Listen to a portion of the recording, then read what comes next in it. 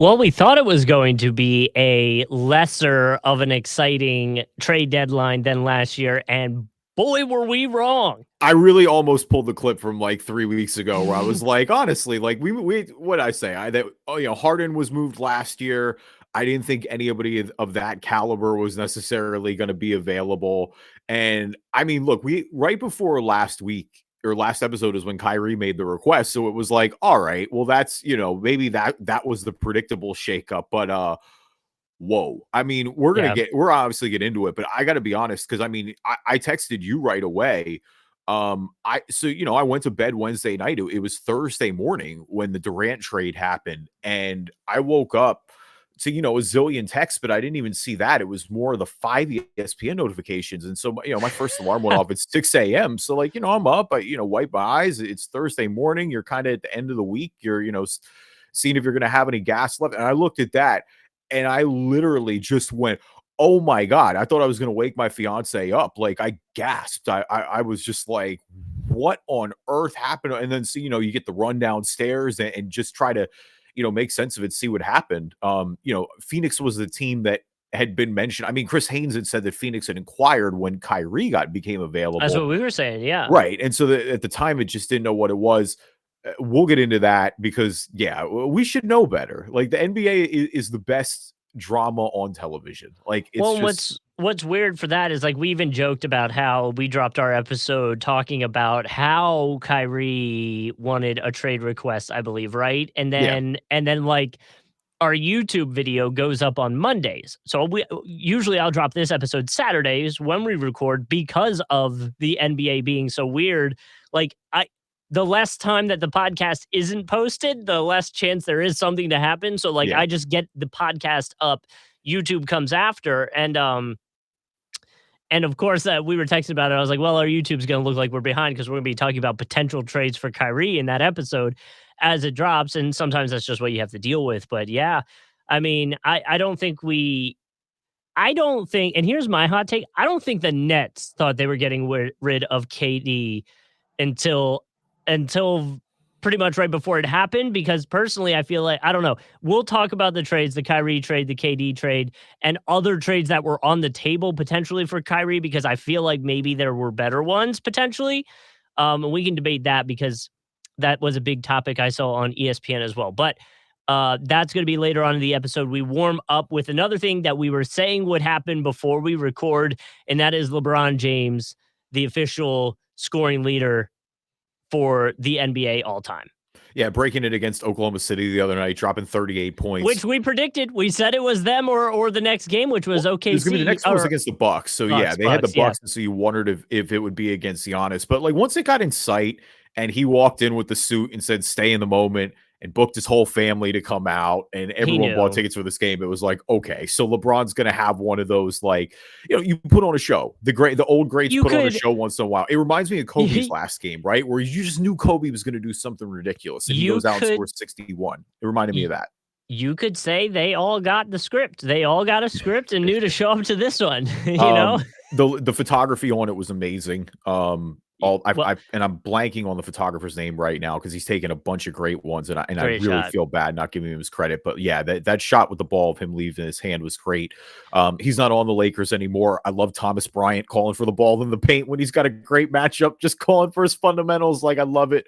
Well, Um, and so you saw the post that was kind of, I think it was compared to an MJ shot where the whole crowd just like and oh then yeah, the the one in the LeBron ones, finals. Yeah. everyone's like phones up trying to take a photo, and I forget who responded. It might have actually been an NBA player that responded that's like, shut up. Like, if there were phone cameras back in the day, you all would have been doing the same damn thing. Like, don't Yeah. act like just because it was back in the day, you weren't trying to get photos of it. Like, don't try to push that part of the narrative. It's just do what you want. Like at the end of the Yeah. day, like if you want to live in the moment, live in the moment. Like if you Which I don't think want only to, one record person on your did. phone. Only one person on the whole, like, Yeah, it was Phil shot. Knight.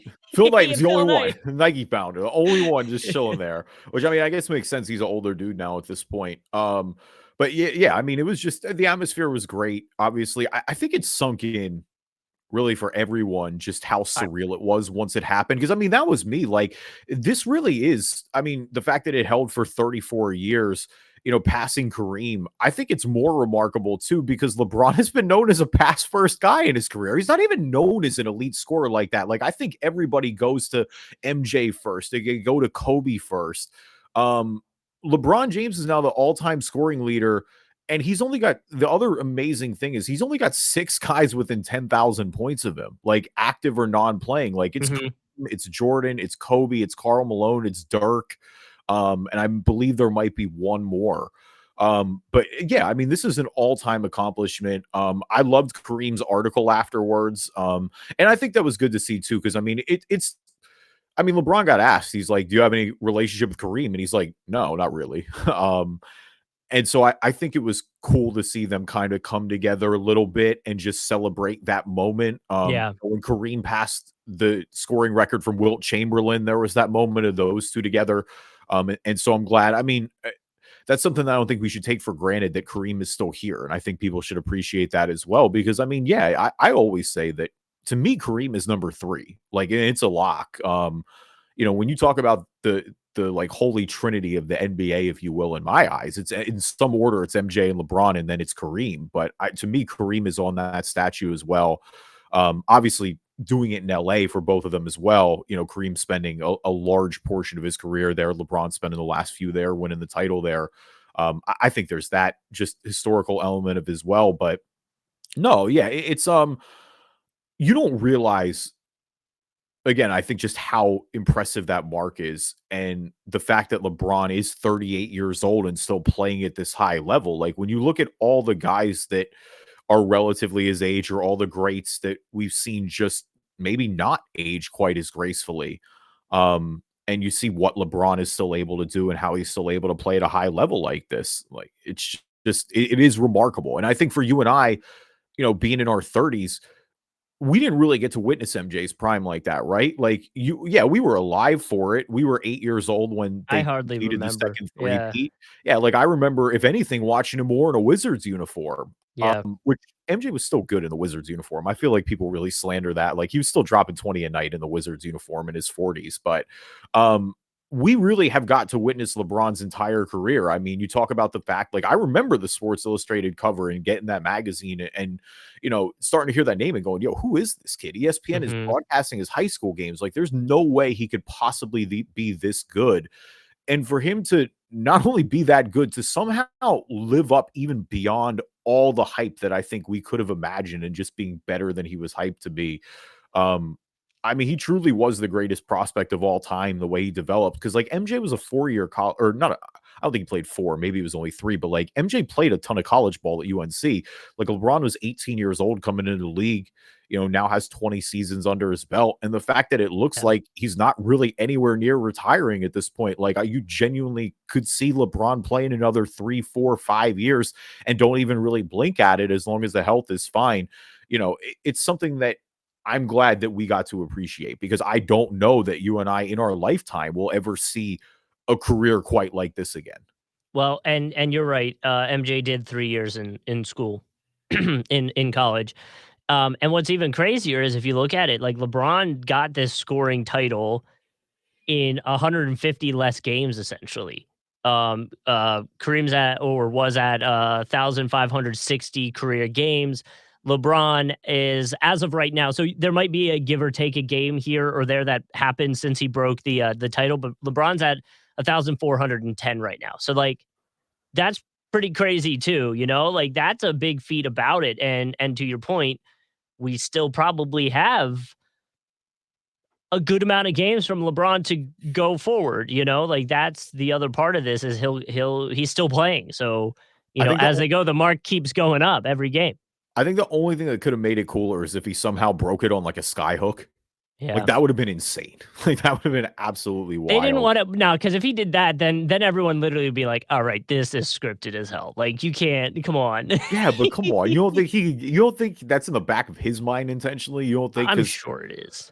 The I thing think is with the I think what is in LeBron's mind is the conversation he had with his kids after with Bronny, where they're joking about like, what if it's you, me, and my brother at 1, 2, and 3? You know, like what if we're next and we pass you or whatever? Like, I think that's what LeBron's thinking about, probably. yeah, I mean, if Bronny or Bryce somehow pass LeBron's scoring record one day, like that would honestly be more remarkable It'd be somehow. Like wild, that right? would absolutely be ridiculous.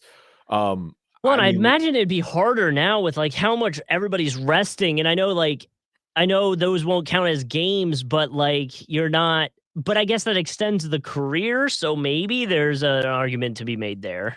I don't know. I mean, well, that's the other thing that goes into this too, is it's just there is an element of luck involved. Now, I think LeBron has conditioned himself. Like you've never really heard stories about LeBron coming into camp out of shape. No. And I think that's the other part of this too, is that like he's been a good face of the NBA. Like you don't have any LeBron James scandals. You don't have any, he's never been arrested. He's never been, um, he's always got his family with him all the time. Like he Hmm. really, nobody's perfect. Everybody's had moments, obviously. I'm not gonna sit here and act like LeBron is just But some angel here. if your moment is the Miami trade thing, like that's your bad quote unquote moment, like I think that's not that bad, you know? Yeah, and it's just largely it's a testament to how much work he's put into. I mean, to be able to just play 20 years and like we said, I mean, he really hasn't missed that much time with injury. Like he's Hmm. had I mean, a couple more recently, again, as he's gotten older into his late 30s now. But he really hasn't had that whole season where he's just had to sit down in his prime at least. Like all those Yeah. years in Cleveland, all those Miami years. I think that's been a large part of it too. Like there is an element of that to go into it. You look at the active players too, and it's just like nobody's even close. And even if they're in the ballpark, because it's ironically it's all the three guys that were drafted by the Thunder, right? It's Durant, it's Harden, and it's Westbrook, and there's just not a plan. Like LeBron is better than all of those guys outside of maybe KD, and he's 4 years older in some cases Hmm. than most of them. Like I would imagine that Russell Westbrook and Harden are done well before maybe not Harden, but like I think Westbrook will be done before he's 38. Um, who knows? Like it's really, we talked a little bit about Chris Paul last week and how much that though now the script is entirely changed for him, but it was like how much we were worried about his decline at 37. Like it's not normal to be this good this late. That was a part of Kareem's legacy as well. Like Kareem broke this record in his 40s. Yeah. It was a Yeah. testament to how long he played and how well he took care of himself. So, it's just one of these things. You got to appreciate the greats while you have them. I agree. I agree. So we appreciate LeBron and we talked all about what we thought it would look like in the past few episodes. So we're excited. We're finally here. We can move on, and now the Lakers can worry about trying to make the playoffs. Yeah, And and I we'll mean see. they made some trades as well, which we'll get into because a whole lot to talk about here on this episode of the Drive and Dish NBA podcast. My name is Kevin Rayfuse. Joining me as always, my co-host Justin Kuzart. The prodigal son returns at Brooklyn.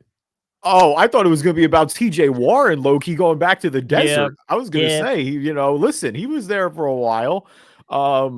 Going back to Brooklyn. So I mean, it's either Mikhail or it's who else do they have left? Or who? Ooh. Oh, is it Dinwiddie? It's about Yeah. Dinwiddie? Yeah, okay. Yeah. I was like, come on, Oh, this one yeah. is low hanging I fruit. I had to think about the Kyrie one. I'm like, well, it's not Mikal Hmm. Bridges. And I'm like, yeah, because it's not about Lord knows it's not about Jay Crowder either. He got moved to Milwaukee already.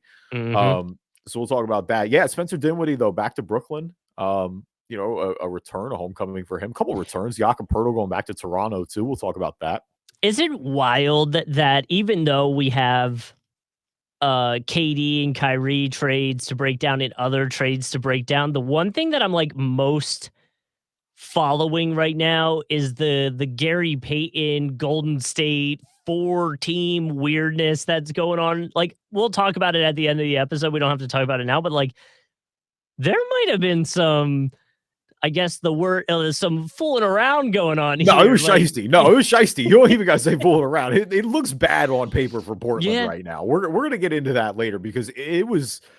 I'm a little And wary about dealing with Portland after that. Was it Portland that Miles Leonard's wife was talking about how they were making him play through injury at one point? I might have that wrong. It might have been Charlotte Hornets that it was Gordon Hayward. Right. It was Charlotte Hornets with Gordon Hayward where they were saying the medical staff was trying to make him play through injury. So never mind.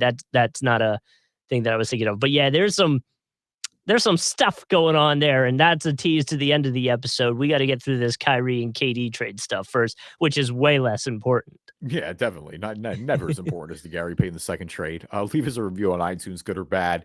Anywhere you can find a podcast, you can find us. You know the drill at this point. And we are on YouTube. If you would like to give us a follow, you can always find us on YouTube. Just search Drive-In Dish NBA.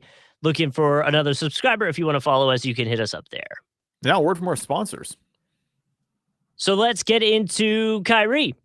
That's what we'll start with since that was the first trade, okay? So Yeah. Kyrie Irving is officially on the Dallas Mavericks. Yeah, and I mean, this is kind of what we talked about last week when it looked like there were 3 teams that were going to go in for Kyrie or had a real shot at Kyrie. And I mean, technically, if you believe the Chris Haynes report, we got all their offers afterwards, but it was the Lakers, it was the Suns, and it was Dallas who ended up making the deal.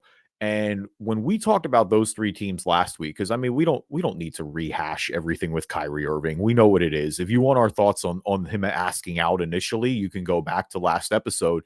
But I think with Dallas more than anybody, especially after, I mean, it's a double whammy too, because A, you let Brunson walk, and Brunson is just playing really well in New York right now. And so I think like there's that. There's the fact that Dallas just has been lingering around the middle of the pack. This is a team that got to the Western Conference Finals last year that employs one of the best young players in the world right now in Luka Doncic, a guy who's super competitive and who, you know, you don't want to get to a point where the clock starts ticking with Luka, right?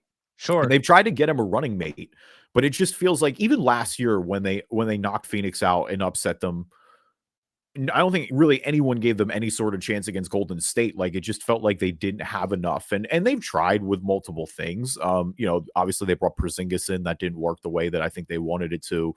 You know, I think for them it was smart not to trade Christian Wood as well. I think if you're going to really try to maximize your talent, that doesn't seem to make sense to let him go. But Dallas, to me, more than anyone, I mean, what's been the theme really all this season? Dallas has got to get some help. Dallas has got to get some help. Dallas has got to get some help. You're only really committing to a half season of Kyrie Irving. Like, I think that's the biggest thing right now. And I guess that may seem steep when you're giving up a player like Spencer Dinwiddie, but no, I mean, realistically, like, I think when you look at on the court, what it can do with him and Luka and the guys that they're going to get back a little bit as well, like, I just think it definitely raises their ceiling here a little bit. And more importantly, I think it satisfies Luka a little bit. Like, apparently, I mean, he signed off on this because I think a lot of the questions were because Dorian Finney-Smith was in this trade as well. Like he was the kind of the young guy that got thrown in, a really nice 3-and-D guy that Brooklyn picked up there, still with a lot of upside. But he was really good friends with Luka. Like that's one of Luka's best friends on the team. And so I think there were a lot of people who go, hey, you know, you wonder if he had any consultation with this. You know, the reports say that he did. It's been all about trying to get him a running mate. Now here you got him one in Kyrie Irving. And like, look, you know what it is. I think there's still a lot of questions if he's going to sign a long-term deal and what that looks like. There's still a lot of prove-its there. But Dallas, to me, more than anybody, I mean, it was Dallas and the Lakers are the two that you really feel like should take the swing no matter what. Phoenix, I was a little less bullish on, though they obviously more than got them what they need now. But I understand why Dallas did it. I mean, the first quarter of the first game of him back against the Clippers kind of shows you, right? They dropped 41 points in the first quarter.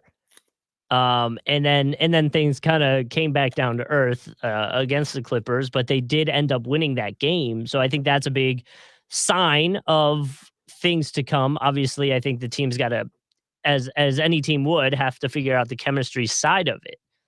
Yeah, of course. Yeah. So, you know, I think the other part to mention is that curving. I just put them together. Kyrie Irving is obviously very excited to be there and be out of Brooklyn. He did not waste any time burning bridges in the post game chat about leaving and finding out that KD was also leaving and saying that he's happy that he got out of that place.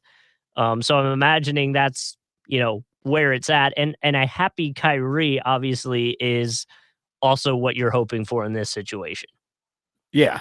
Yeah. You're hoping he just doesn't light the grenade, which is going to happen at some point. But that's the beauty of it. If you're Dallas, you're only committed to a half a season right now. But I think, like, do you try to get ahead of it and just give him a contract? Like, do you try to get ahead of that situation? I If you don't think it's gonna know. be a distraction How many years would potentially. you give Kyrie Irving right now? Mm, The fact that we have to I'd st this but with I how I talented he is, though, is kind of the point, right? yeah, but I still think I'd give him a lot. Like, that's why I went, You give is him I a think it max 5 at this year, you think? uh, That's a long probably, time. probably, I think probably I'd do. try to go short term. If I'd pay, I'd give him a 2-year. He's 30. A lot of injuries. I Last 3 know. stops haven't ended great. I know, but he's so basketball Oh, I know. playing. I know. That's the only reason we said this before. That's the only reason that this is a conversation that he gets away with this is because he's that good. Yeah. I wanna say I still give him a lot. I You're think I not do wrong it. if you give him the max necessarily. Like from a purely X's and O's basketball perspective, he is a max player. I'm trying to see, I'm trying to see what the 5-year, would be. I don't think I'm gonna find it quick enough though. But if you're the Mavericks and you can lock it down with Luca and Irving, and that's it going forward, you can build The around that in the Mavericks, draft. it's just about keeping Luca happy. Like at the end of the day, Yeah. Luca's your key to everything forward. Like you're just not really going to find a better player than him anytime soon. So Interesting. If they can't sign Irving, if he leaves, the Mavericks could potentially free up more than 25 mil in cap space. yeah, and that's why Thanks to him being gone, Markieff Morris, and a few other guys but expiring contracts. and that's the other part of the deal, I think, too, is where again, it's a lot for a rental, but I think the upside is there that you justify it. Like, I don't think talented players like this for this little come on the market very much. Like, Yeah. obviously, you would love to trade for Kevin Durant too, but Kevin Durant is going to cost you everything. Um, Kyrie Irving is not. We know what it is. Like, we just don't. We don't need to rehash Kyrie for the thousandth time. The So X's and O's perspective to me, though, for where Dallas is, like, I think they're one of the teams that can justify taking a swing on it. yeah, I agree. And so from the net side of things, right? With that trade, they got a few players, they got a few picks, right? The picks for anybody, if they want reference, is a 2027 second round pick, a 2029 first round pick, which is unprotected, and a 2029 second round pick. Now, according to reports, LA's offer was Westbrook and 2 first round picks, which apparently didn't meet asking price. Which would you have, knowing KD was gone, would you have rather gotten the players that Brooklyn received from the Mavs, or would you have rather gotten Westbrook and the 2 first rounders? Because I feel like if KD's gone, those 2 first rounders might seem a little more juicy. I think it's a little of both because they were able to replenish with KD, and so I think that helped a lot I here agree. too. I agree. Yeah.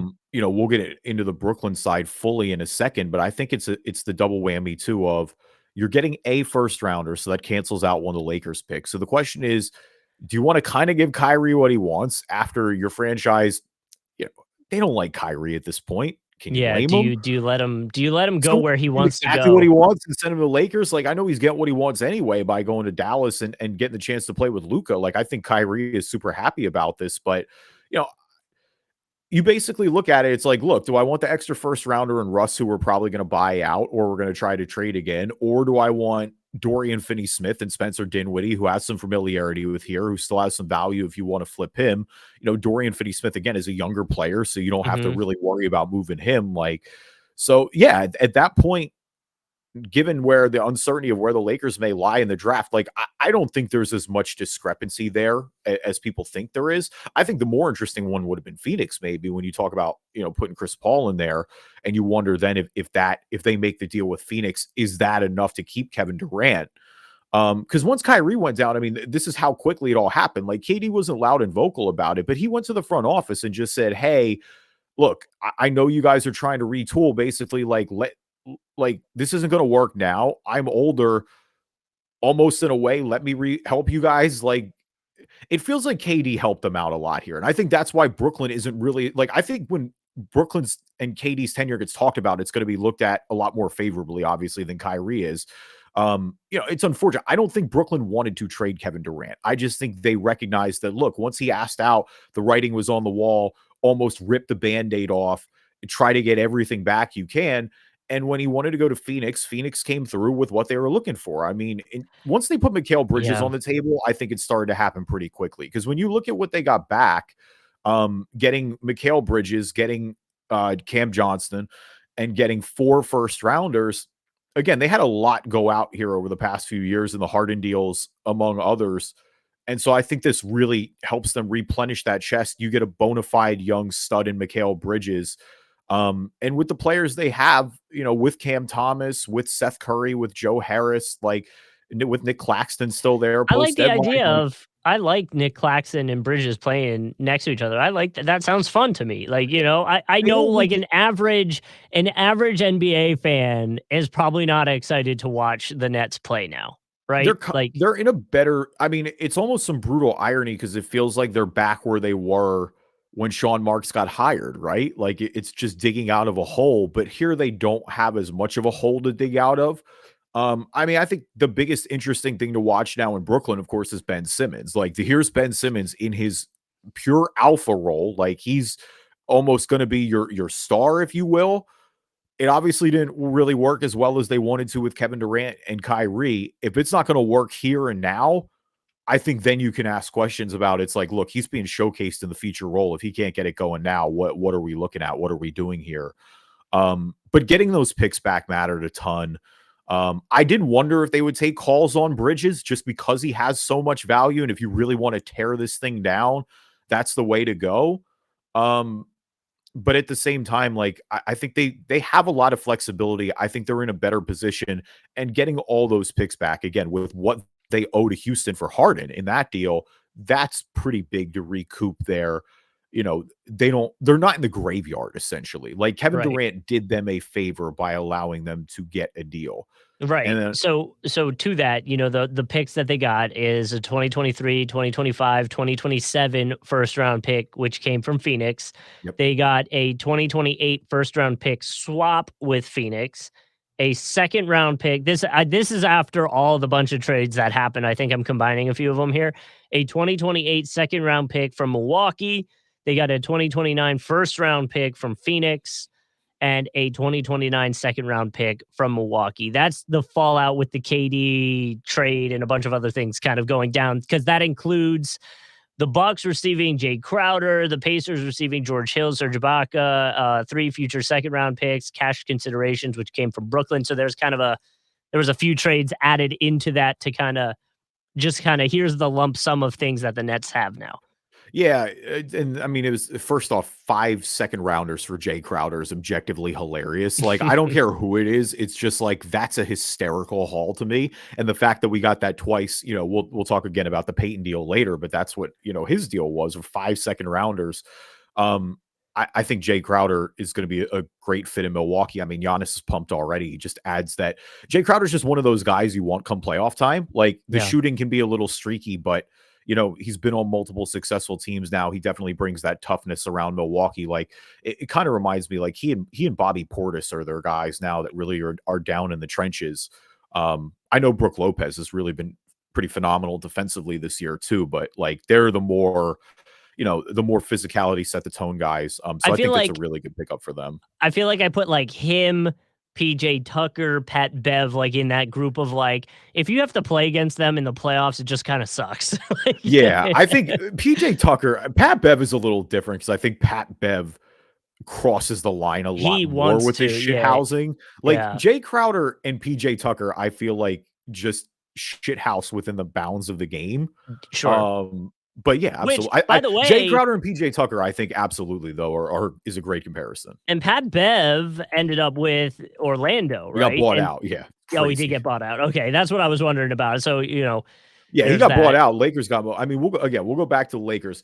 Let's talk some Phoenix here for a little bit because I do want to not be remiss there. And we didn't say. I mean, Cam Johnson's a good young pickup for Brooklyn too. Like that's the thing. They have a lot of flexibility. I do want Yeah. to kind of end there with Brooklyn.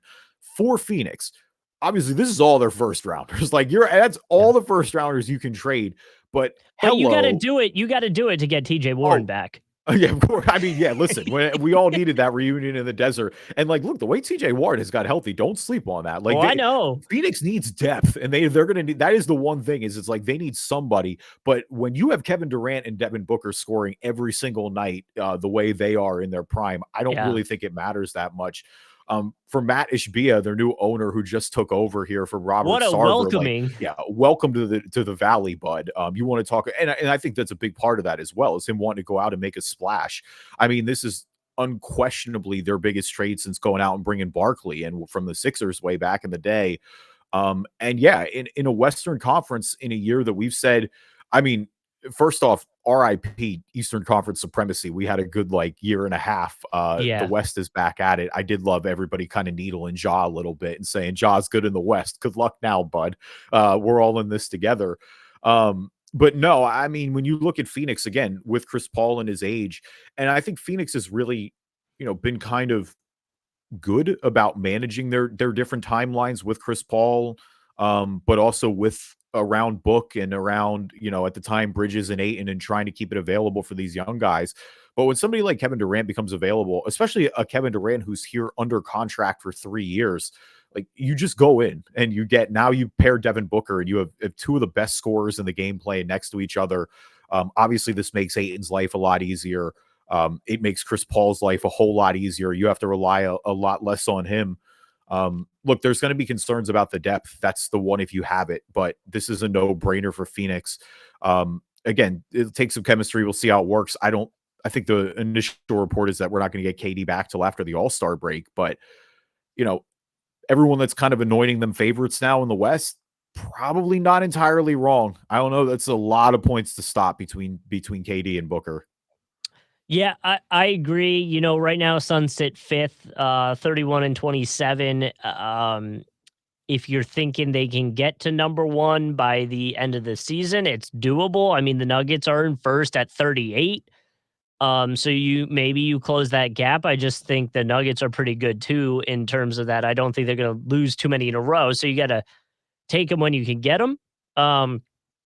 But from that standpoint, I think if you're the Suns, regardless of where you end up, no matter what team you're going up against, I still think you feel pretty confident against them, right? Like you feel pretty confident against any team you're going up against in the West.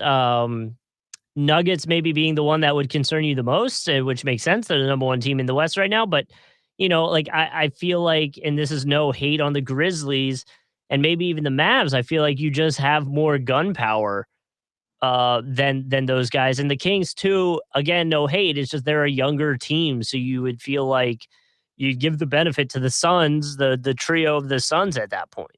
Yeah, I mean the Clippers are really coming on a lot too here They are too. recently. I know they've lost 2 in a row going into this, but they've really been clicking. And again, everybody's close. I don't anticipate them getting all the way up to 1 like you said. That's quite the ask, and Denver's really good too. Um, Memphis has been sliding for sure. 3 and 7 in their last 10, but again, they have a pretty fair, 5.5 game lead or 4.5 game lead right now, I should say. But yeah, I mean, Phoenix, it wouldn't take much to get all the way up there to 3. Same with the Clippers as well. Again, they also got to put some games together. The crazy part is, the 10 seed being out. They're only 3 full games up on Portland right now. So, but yeah, it's all about playoff time now. This is a Interesting to chance for note. them to go out Interesting. and, get back to the finals. Interesting to note. I'm trying to make sure this is the. I want to make sure this is this season, but the Tankathon page where it talks about strength of schedule. I mean, Phoenix is top 5 in the league for strength of schedule going forward if this is this year. I believe it is. Philly actually has the toughest according to them. So, very interesting. It's Philly, Clippers, Sacramento, Brooklyn, and then Phoenix, Milwaukee, Miami, New York, Houston, which I find is funny, in the top 10 because they ain't winning any of those games. They don't need to. They don't want to, honestly. So, No, apparently, easiest schedule going forward, if anybody cares, New Orleans, Oklahoma City, and Cleveland have the easiest. that's big for OKC, low key, because OKC is sitting right there. The Pelicans too. If they're trying to make up some ground here after that slide a little bit, they finally ended that streak from last week, Yeah. put a few together. But yeah, definitely a rough go of it. I mean, they're down in Pelicans are in 8 right now. OKC's first out. They got a half game up on Portland as of recording this. Um, yeah, I mean, I guess to wrap it all up though, for Brooklyn, I just feel bad, I guess, for the fans in the sense. Like I think this is the right swing. It always was for what they tried to do. I mean, that's the crazy part is it's like that KD Bucks game really was. I mean, we were talking about this team being a Death Star when the three of them played together. Like it looked like some of the most beautiful basketball we've ever seen. We got 16 games of it. Even with KD and Kyrie alone, we just it didn't live what it was supposed to. I still think it was the right decision for Brooklyn in hindsight. It's unfortunate that Kyrie just kind of blew it up a little bit. Yeah, and even Among other Kyrie things. Kyrie mentioned the injury problems between the 3 and then what could have been and how he wished it had happened differently, but Yeah. man, I think if the Nets organization goes on a big swing again and gets like a big 3 at this point, are you just like as a fan not just worried more than excited? Like of Well, course you're going to be excited to get those players, but like you now this is the second time in a row where you go out and get this big 3 that's supposed to be a juggernaut and like it just didn't work. no, the first one though never was going to work when they got KG and Paul Pierce past their prime. This one would have for sure worked. Like there 100%. this one made all the sense in the world and was Of the right course. decision. And I mean, it speaks to how well the Nets were running at that point to be able to put themselves in a position to land those guys, all the young guys they brought in. Like that was like that was a playoff team. Like it was young guys and Yeah. picks and vets that they brought in, and they had a lot of guys again to make themselves an attractive enough destination for those two. Yeah, obviously it's a shame it didn't work out. I did think the Nets would be a little more active with guys like Harris and Curry and some of the older ones now, even like a Royce O'Neal type. You would wonder if they wouldn't just try to move and get everybody, back as possible. But it seems like they're going to still try to tread water.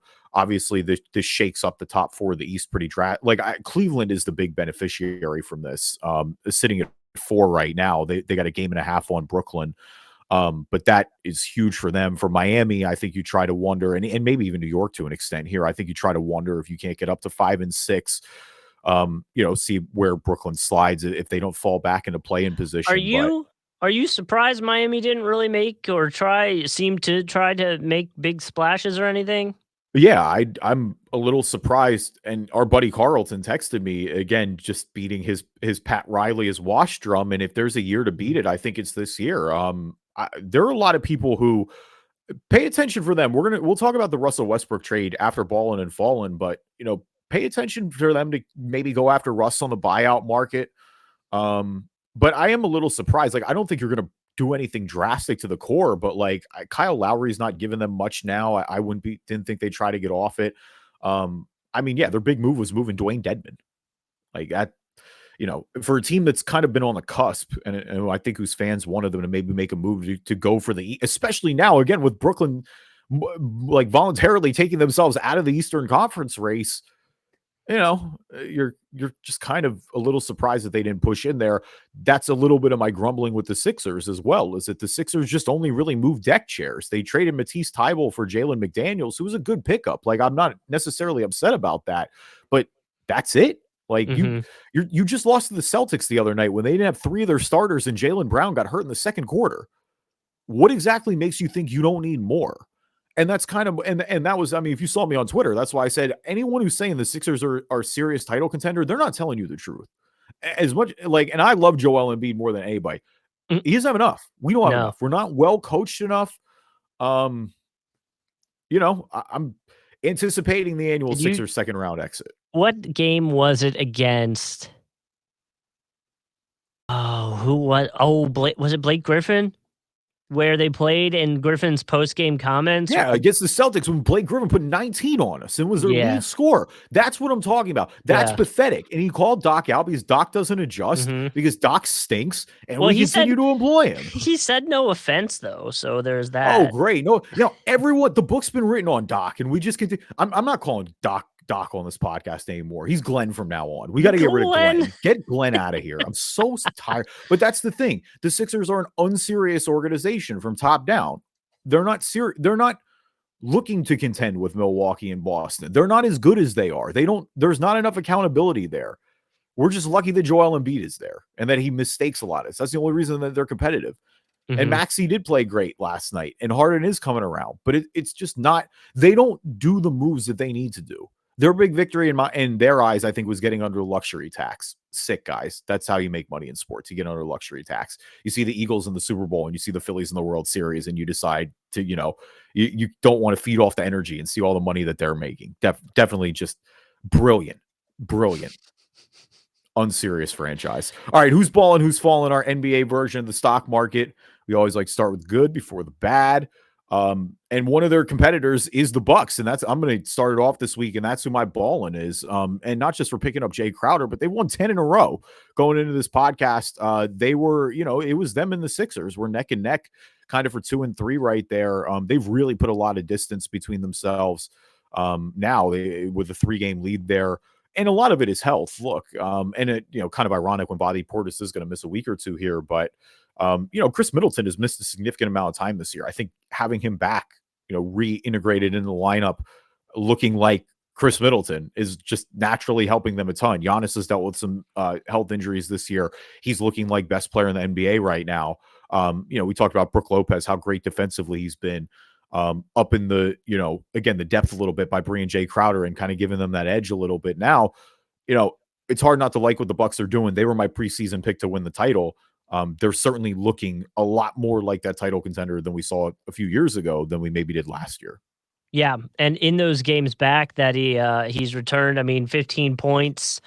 He's really only playing about 18 minutes, so you'd imagine that starts to tick up a little bit more as health and fitness level gets back to, what you expect. So, you would imagine it gets even better as they get closer to the playoffs. And they got a knock right up. now. I saw this on one of the NBA meme pages. Chris Middleton, if you're listening to this podcast, let that hairline go, my guy. Let it go. No. It's real far back, dude. It's over like halfway on the back. Listen, just go bald. You can't have less hair than you do right now. Like, you're an NBA champ. You're one of the better players in the NBA. Just let it go, man. Nobody's going to judge you. It's fine. LeBron, let it go or get plugs. You have the money to afford plugs. That's what they either just go bald or get plugs. We'll see. Maybe it's a story we follow. Like when I go bald, I at least have a beard, so I'm not worried about going bald. That's the only thing I'd be worried about going bald. Like if I couldn't grow facial hair, I'd be real down in the dumps for sure. You know what's really frustrating about having longer hair though is like shut up. You have to gel it like you have to gel it to at least look decent. That's why I wear a hat so much, is I don't feel like gelling it all the time. Like I literally talked about shaving my head the other day so that I don't have to do anything with my hair. I had like 4 profane insults lined up back to back to hit you with, but I just want to keep this a family friendly podcast, so I'm going to let them slide a little bit and ask you who's balling this week. My ball-in this week is actually going out to a report. It might have just been a tweet, but either way, they were talking about locker room attendance in any and every NBA city to reveal who the best players are with their tips and their time.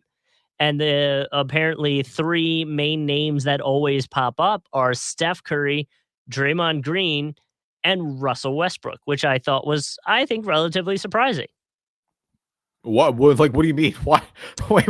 Why so surprising? I don't know. I feel like you don't hear. I hear charity work from Draymond a lot.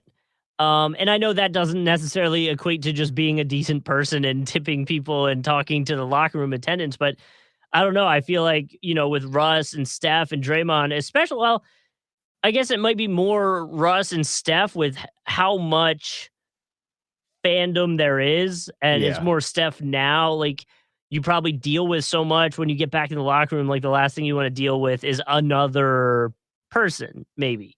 And Yeah, so they're I helping could you out see, at least. You know what I yeah. mean? Like Oh, Russ I is know. like Russ. The only reason this doesn't surprise me with him is because there are a couple reports because he's not vocal about it, which is fine. Yeah, Like you don't have to. It's charity. It's not supposed to be vocal. right. Um, but there were many, many reports about from like OKC staff and people that worked in that arena about Westbrook just being super generous and just lacing everybody up who like worked Yeah. in the arena. Gobert is really good about that too, low-key. Gobert gives a ton of money out to the arena people around Christmas time. Um, Steph, the only reason it's funny because Steph needs some good PR. Because did you see that Steph story about how he's pissed about all the affordable housing going up in his neighborhood? No, did he It's not really? great. It's not a good look, Steph. Not great, bud. Like, come on. Well, You got $1 zillion in a big compound, especially in the Bay. Bay is the most expensive place to live in America. and well, Not a that, good not a yeah, good look for Steph. I love Steph, but come on, not a good one there. not a good look. But either way, so those were the main three that got popped up there. My fallen is gonna go out to the Nets, and it's not from the trade. You would imagine now that Kyrie, a very controversial player, obviously, a lot of headlines came out of him talking. You would imagine now that he's gone, the Nets can kind of fade into not being talked about a lot. They can avoid PR stuff. They can stay away from it. And no, Cam Thomas, being an idiot, he is now being fined by the NBA for using derogatory language during a live television interview. Not good. Yeah. Oh, especially when like Cam Thomas just had 3 40-point games. Like everybody's like on you right now. It's a great story. Like you've been hooping since the trades have happened. There's still it feels like there's a lot of love around Brooklyn and just how they've handled it. Like everybody feels bad for him, but like yeah, it's definitely not a way to endear yourself by saying nonsense like that. It's I mean Anthony Edwards got in trouble for that too earlier this year. It's just like come on Mhm. guys, like too many eyes on you all the time. Like that's just part of the game.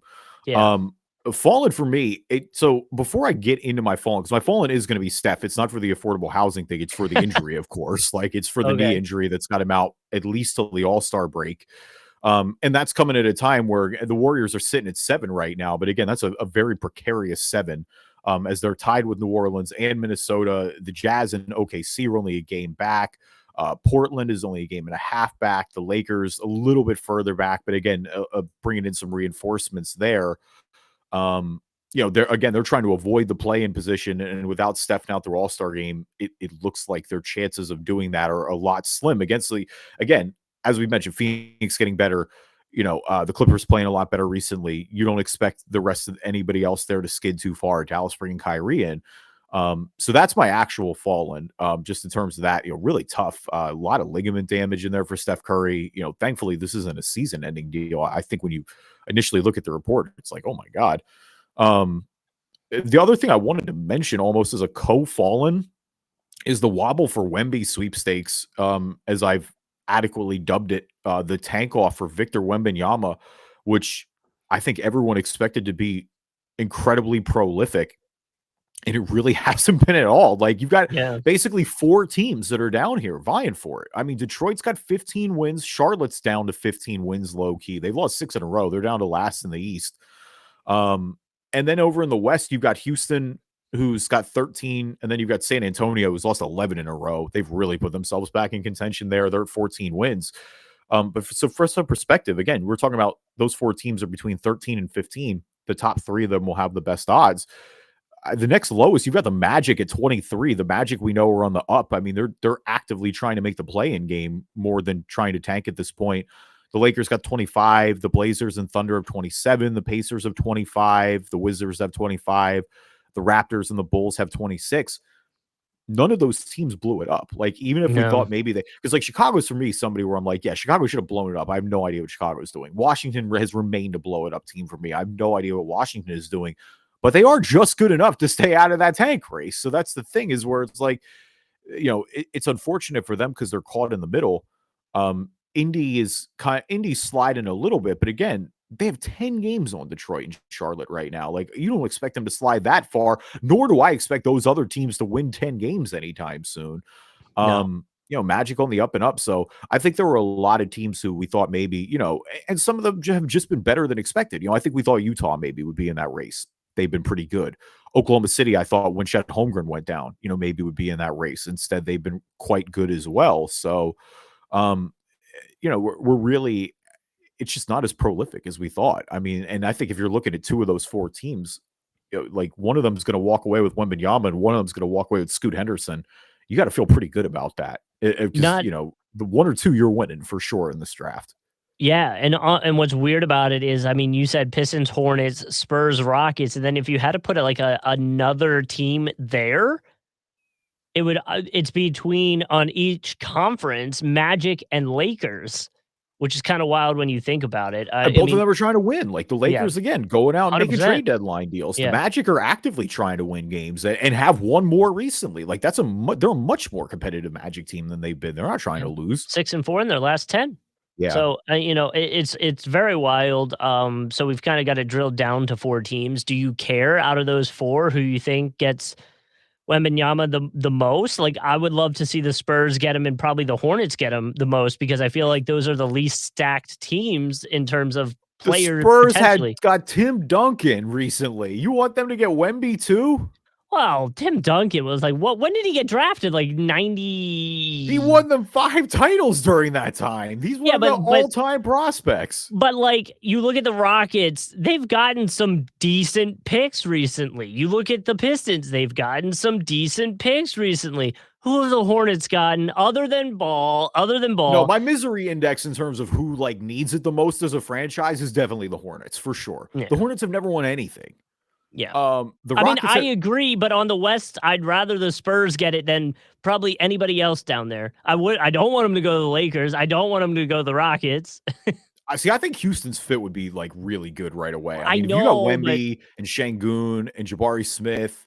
But that's what I mean. They got Jabari Smith already. Like they've got guys that they can start winning and they're with. Still winning 15 games right now. Like that's the thing. That's because of their script. That's their script for the season. Oh, we're blaming the script now for everything. I thought only the NFL was scripted. Now the NBA scripted too. Well, I think they're looking at their script and they see that Wembanyama could potentially be in their script for next year, so they're purposely losing. There was a Reddit thread about the worst all-time starting fives, and it kind of gets back to my misery index point with Charlotte. Charlotte's all-time top 5 is just not even close to like any of these other franchises. Like it's really rough. I don't even know like who'd be in the ballpark really. I mean maybe like Minnesota, I guess. But who else are we looking at here? Yeah. The Wizards? Maybe. You're saying worst starting 5? I'm saying the worst starting. Dude, I think it's Charlotte by far. I mean, maybe New Orleans. Yeah, I mean, New Orleans put out some rough ones for a little bit there. New Orleans has AD. New Orleans has Chris Paul. You're saying okay. I think I get what you're saying now. I thought you were talking about at one point they put out a lineup. No. I mean all-time starting fives. No, I mean you take the best 5 players on their team and you play them. And I think Charlotte by far has the worst probably. Like I was looking at it on Reddit. I think I just found the Reddit page actually. Yeah, like we were all trying to talk ourselves or I wasn't commenting in it, but it was like I was trying to talk myself out of it as soon as everybody got to Charlotte right away. I'm like, no, there has to be somebody in the ballpark. And then I'm like, oh God. I'm like, not really. This one's old. So this was a Reddit thread. This post was from 7 years ago, and it says worst starting lineup ever. Brook Lopez and Thad Young are both out for Brooklyn tonight for rest. The Nets will start Donald Sloan, Wayne Ellington, Bogdanovich, Tom Robinson, and Willie Reed. That's one decent rotation player in Bogdanovich, though he has been playing well recently, and 4 borderline NBA players. No. I bet there's been worse.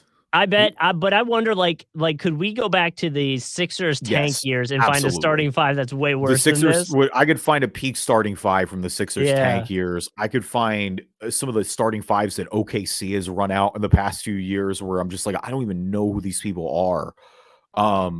There's a Yeah, so this thread is talking about what I was talking about. Like at Okay. one point, these 5 people ended up on the court together as the starting 5, and they are the worst Oh, that'd lineup. be kind of funny because there's some tank years where like, yeah, you could find some teams in the mud. And I mean, even Phoenix a couple years. Phoenix won like 12 games a couple years ago, didn't they? It felt like that they had some teams or some lineups where it's like, all these kids are 19 years old. Someone suggested a lineup that happened for the Vancouver Grizzlies in 95, 96. That looks pretty rough. I'd have to go Uh, back and look. I have to do way more yeah, research yeah, on yeah. that. They got another Clippers lineup from 98, 99. I'm trying to see if there's anything like recent as we're on here. If I could just, I don't The think they're Clippers gonna. starting 5 prior to the last 20 years all time would have been really rough, but now it's, I like, a bet. little better because now you got Blake, you got Chris Paul, um, among I'm trying to think who else would be on there. I mean, Elton Brand probably at his peak is on there. Someone Now, you argue commented, Kawhi too, honestly. oh, wow. So double comment, but I think this lineup is actually the one. Uh, Zoran Dragic, Tyler Johnson, Henry Walker, James Ennis, Michael Beasley, and Udonis Haslam. Um, Average salary of the starters was about $540,000. The rookie minimum that year was $500,000. Wow. That's crazy. I believe it. Some So, of the COVID lineups I bet were really weird oh too at yeah, points. I know that's kinda cheating a little bit, but, yeah, you for just sure. kinda wonder. Other big deadline deals, I mean, we talked about a couple of things that we thought would maybe happen. I mean, one of the big teams to watch was the Raptors. It felt like they were trying to sell everybody, namely OG Anunoby. You wonder what kinda haul he would have if one of the contenders would take a swing on him. Instead, they did quite the opposite. They brought in Jakob Poeltl from, San Antonio, Which a we had, homecoming. we were talking about this though. Like we had such high hopes for where he was going to end up, and I would say Raptors were very not high on my list of teams that I thought would want him or need No, him. they did the exact opposite of what we expected. Like, they went out and actively tried to improve this team. We thought they were gonna blow it up. Instead, Yeah. they, went out and got Pirtle. Um, I mean, definitely helps them on the interior wise. I wonder how awkward it is when it feels like, Masai Ujiri came out afterwards and was like, "Oh, it just shows the confidence we have in our core." I was like, "Really? You shocked everybody?" I was like, "Does it?" You were Um, shopping all of them. What you mean is, and what he meant was he couldn't get what he wanted for those players. Yeah, I'm a little surprised. I got to be honest. And again, I think Pirtle's a good player. It for sure will help the Raptors in the interim, who are hanging around that play-in spot. But yeah, not really what I expected there. Really thought they would kind of go in a So different direction. I know there were some Lakers moves that we can talk about, but like we said at the beginning of this episode, I'm so excited to talk about this Gary Payton 4-team deal situation. So I bet by the time this podcast comes out, there have already been a decision because I think they have to make it today. Mhm. But essentially, this trade was agreed upon, and the Trailblazers were, quote, confident that Gary Payton was healthy enough, but he didn't pass the physical. Um, and so now the Warriors can either allow the trade to go through or rescind it. Now, what's weird is the general manager for Portland has come out and said he's aware of the report, but hadn't been contacted by the Warriors and believed he was good to go. Um, there are sources saying that the Blazers training staff had been pushing Gary Payton to like gut it out and giving him some pain tolerance shots that had not been relayed to the Warriors during the negotiation process, which has brought up questions. Um, which has been pointed out that Hawks and Warriors both are in talks for this potential 4-team trade as a way to get under the tax under tax before the deadline. And so it kind of brings up the potential that Portland did this knowing that the Warriors needed that and the Hawks needed that, so that even if Gary didn't pass the physical, which is what happened, they would just push it through anyway, and the Blazers would be able to get rid of Gary Payton II. Yeah, this is really, like I said earlier, it's really shisty by Portland. Just the fact that they didn't disclose any of that during the process. Um, And at first I was like, I can't believe Warriors management traded 5 second rounders to get Gary Payton back just when I'm just like, there could have been a way to keep him last year. Like, I know he got paid, but it makes sense. Obviously, we talked about the Sure. massive contributions he played for them come playoff time last year, but yeah, I don't really know what's going to happen here. The Blazers are probably most on the hook overall. Like you said, you broke down a lot of the financial concerns if that doesn't Sure. go through, but Well, it almost sets the precedent that, like, if you are a team and you have a injured player and you try to find a way to unload that player, you can go talk to a financially in problem team and take advantage of that potentially. yeah, it's not a good look. There's no way around it. I mean, there were reports initially that he was going to be out as much as 3 months, and thankfully it didn't quite get to that point. That would have just 3 months would have been borderline. Should have been investigated by the league if it was that bad. But yeah, I mean, definitely really interested to see what happens there. Like you said, I guess we'll have reaction here sooner than later. Well, yeah, I think they have to make. I'm almost positive they have to make a decision like today. So by the time you're listening to this, you'll know. Like, part of me is petty enough to be like, no, put the trade back. I'll hit the We'll just pay the tax this year. But obviously, there's a lot of money involved, especially when it comes to NBA players and teams. And you know, it is what it is. But it's such a wild situation, and I'm sure it's not the first time a team's done something a little shisty in a trade situation like this, right? But No. it's still so wild to me. Like, I can't wait to see what happens, and I wonder if the league does investigate it a little bit. Yeah, and they might the way it's gone for sure. I mean, other teams that I mean, the LA teams as a whole, I think did pretty well. I like the Clippers going out and getting Bones Highland, getting Eric Gordon finally free from Mhm. Houston. Um, again, Bones Highland is a low cost guy with a lot of upside. I think Mhm. there are some flags for sure that he didn't work out. In Denver, a team who's obviously been quite good. Um, but the Clippers are moving on from John Wall. They're moving on from Reggie Jackson, so kind of And helps them on John that Wall front. ends up back on the Rockets. Yeah, and I mean he's gonna get bought out, but the irony there was hilarious. Luke Kennard, I think, was a good pickup for the Grizzlies as That's a well. fun one. Getting him from the Clippers, when they can get OG, I think adding some more shooting there was good. Um, I mean for the Lakers as well. I mean, realistically, like when you go out and you get D'Angelo Russell and Malik Beasley and Mo Bamba, I'm not suggesting that they're going to go out and win the title all of a sudden, but I don't know. That roster feels a lot better than it did just even a week ago. Do you think And it the feels like with a healthy LeBron and AD that they can compete for a playoff spot. Do you think the Lakers got interested in Mo Bamba because of his fight off the bench? Well, bro, how about Austin Rivers making the call? Austin Rivers said, "You can't do that in my city," and got Mo Bamba traded a week later. Everybody was asking. They're like, Austin Rivers, he got the juice like that. Hey, Yeah, listen, okay, maybe fair he enough. does. I'm happy for Mo Bamba because I'm interested. Like, I want to see how he does because it just hasn't worked in Orlando, and Sure, I think it has reached a situation where he just needs a fresh start. Mo sure. Bamba also may stink. I have no idea yet, but I'm glad that we're going to get the chance to find out. That's kind of where I'm at with James Wiseman as well. The Warriors finally moving on from James Wiseman. A deal with Sadiq Bey going to Atlanta, which is a good pickup for them. I'm Well, still a little surprised why Detroit bailed on Sadiq Bey. I thought that was kind of, I don't know, but I get Detroit taking the flyer on Wiseman. They have a zillion big men now. But when you can add the number 2 overall well, pick so and take so the I flyer on him, so I think, and correct me if I'm wrong, but I think that trade is a part of the Gary Payton thing. So if they rescind it, we go back to square one. yeah, Dude, it's yeah. so weird. It's so weird That's because why I I don't think think it'll get rescinded. I think they'll figure something out to get the majority of it done. I believe so too because between the Hawks and Golden State, like we were saying, they get under they it helps them in the tax side of things and they get to move on. So like it's just such a weird situation. But either way, like I do like the moves if they happen. I think they do, like you said. It's just such a wild situation going on in general.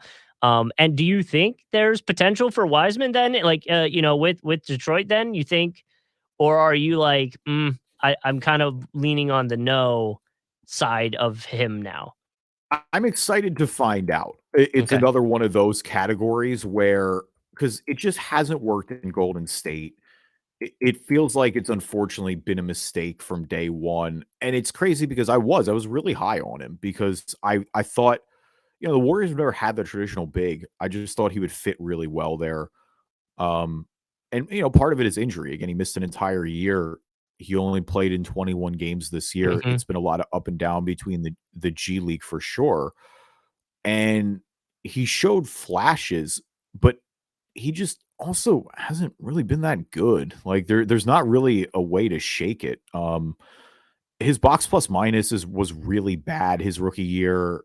Both his offensive and defensive are negative overall. Oh, He just a little hold on, sorry, some breaking news. Orlando Magic and Terrence Ross are finalizing a contract buyout.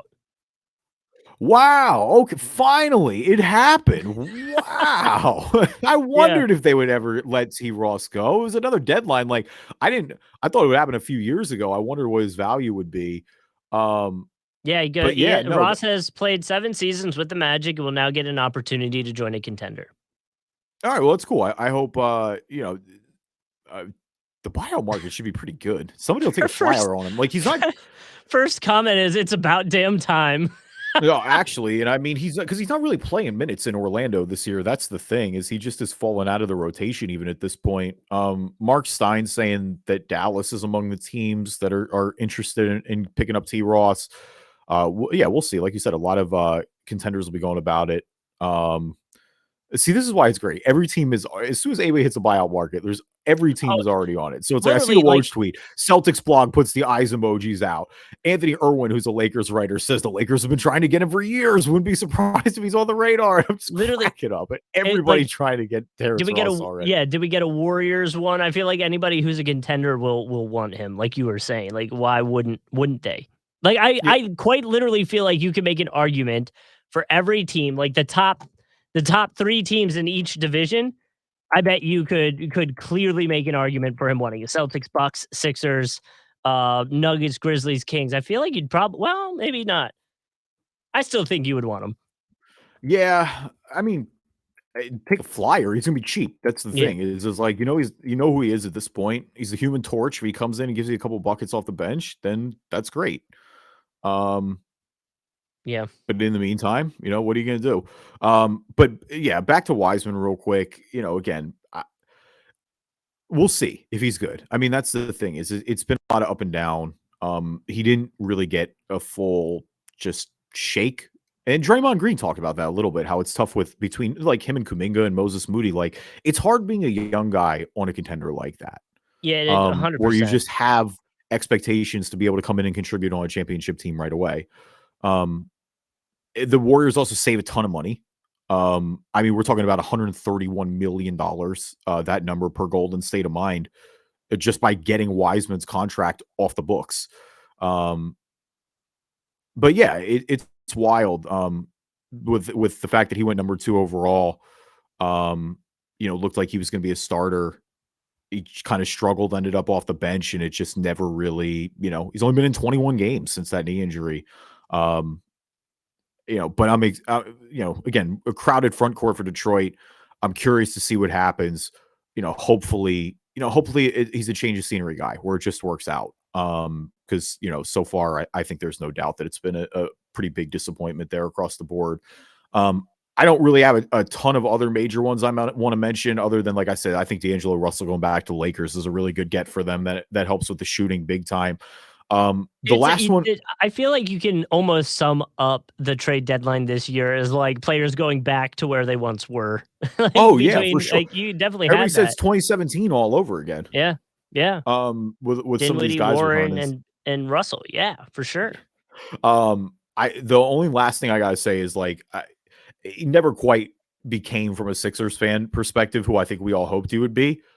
I did love Matisse Thybulle tagging his mural in the city on the way out, and the owners of the bar there actually said, they're like, I don't really know what we're gonna do with this now. It's kind of just one of these things. Like, it went up as part of a beautify the city art project, Mhm. and he ended up tagging it on the way out, just literally spray painted next to it, said thank you Philly Matisse. now they're going to keep it up forever. So I did think that was one of the cooler ways to exit for sure. For sure, 100%. Which too, like, I mean, honestly, I didn't really expect any kind of like goodbye from him. I guess if that makes sense. Like, I didn't really think we would get one, and that was a Oh, cool I one. mean, he had 4 years here. Like, I don't have any. Yeah, but I didn't like. I wasn't like, oh, he better say something. You know what I mean? Like a lot of No, times, like if it's like if like Embiid left, or oh god, I hope let's knock on wood. But you know what I mean? Like you would get like some kind of thing. You know? I will not go on a Sixers rant. I will not go on a Sixers rant. Thank you, everybody, for listening to this episode of the Driving Dish NBA podcast. Appreciate you guys. As always, leave us a review on iTunes, good or bad. I'll read them on the show. If you're not an Apple user, Google Play Store, Spreaker, Spotify, TuneIn, Amazon Music, Stitcher, anywhere you find podcasts, you can find us. And we are on YouTube, Driving Dish NBA on YouTube. You can find us there, and it's a video version of the podcast. Check it out.